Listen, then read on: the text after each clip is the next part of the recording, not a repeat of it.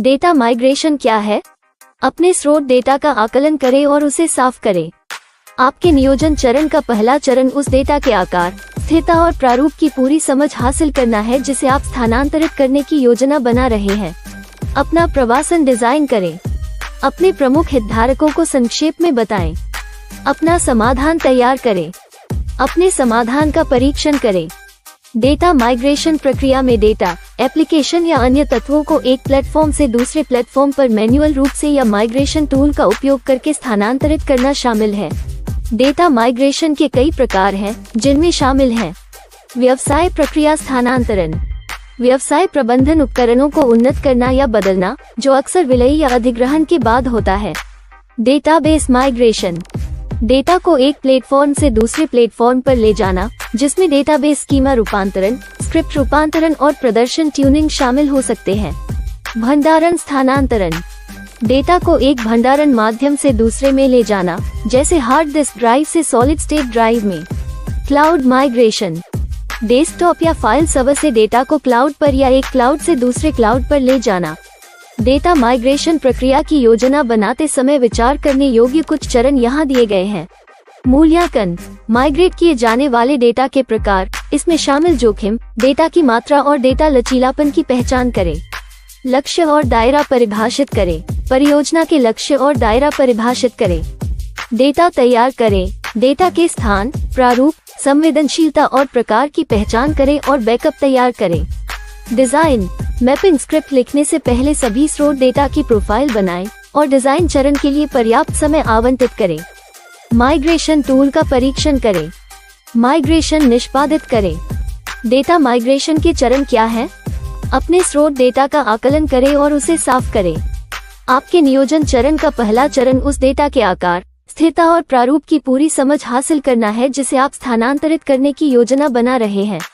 अपना प्रवासन डिजाइन करें। अपने प्रमुख हितधारकों को संक्षेप में बताएं। अपना समाधान तैयार करें।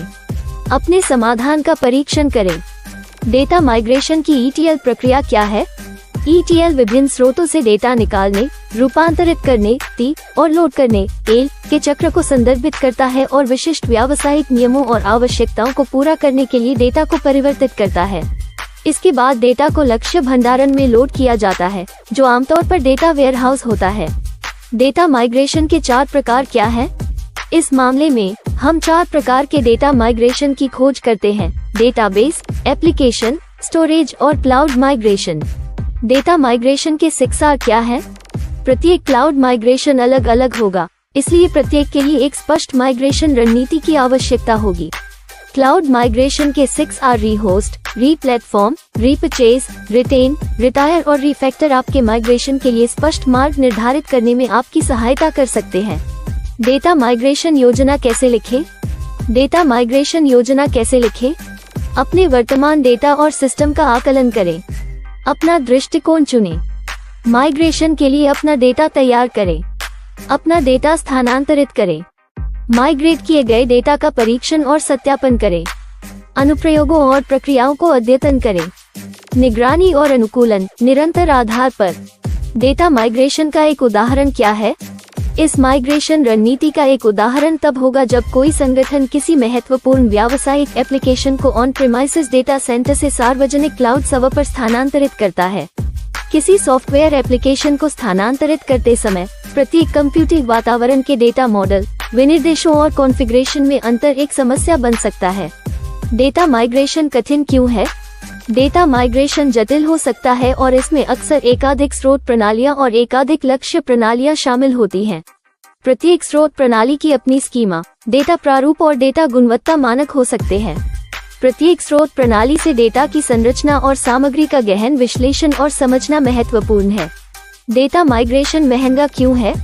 डेटा माइग्रेशन एक प्रणाली से दूसरी प्रणाली में डेटा स्थानांतरित करने की प्रक्रिया है, जो आमतौर पर डेटा आर्किटेक्चर परियोजना के हिस्से के रूप में होती है। डेटा माइग्रेशन जटिल, समय लेने वाला और महंगा हो सकता है, जो डेटा की मात्रा, विविधता और गुणवत्ता के साथ साथ स्रोत और लक्ष्य प्रणालियों पर निर्भर करता है। डेटा स्थानांतरण के लिए कौन जिम्मेदार है? डेटा माइग्रेशन इंजीनियर एक सिस्टम से दूसरे सिस्टम में डेटा के सुरक्षित, सटीक और कुशल हस्तांतरण के लिए जिम्मेदार होते हैं। डेटा माइग्रेशन में कितना समय लगना चाहिए? इसमें कई कारक शामिल हैं। डेटा माइग्रेशन प्रक्रिया में आपके डेटा को स्थानांतरित करने में कुछ दिन या कुछ सप्ताह लग सकते हैं। OnPassive एक नए प्लेटफॉर्म पर माइग्रेट हो रहा है और इसका अधिकांश डेटा AWS में है। मिस्टर ऐश मुफारे ने कहा कि AWS की लागत OnPassive के लाखों डॉलर है और OnPassive को अपने संचालन को सुव्यवस्थित करना होगा। आपको क्या लगता है उस बयान से उनका क्या मतलब था? जो लोग पहले से ही इस कार्यक्रम से जुड़े हुए हैं वे जानते हैं कि क्या हो रहा है, क्योंकि वे बिंदुओं को जोड़ सकते हैं। जो लोग जुड़े हुए हैं वे बिंदुओं को जोड़ नहीं पाते हैं और भयभीत रहते हैं, उनमें संदेह रहता है, वे नकारात्मक होते हैं और उनमें विश्वास की समस्या होती है। Plug in early bird affiliates को इनमें से कोई भी समस्या नहीं है। अर्ली बर्ड एफिलिएट्स बेहतर नींद लेते हैं और खुश है कि हर दिन जो बीतता है इसका मतलब है कि हम श्री ऐश मुफारे ने जो कहा है उसके करीब हैं। हम एक अच्छे तरीके से चौंक जाएंगे कि क्या होने वाला है।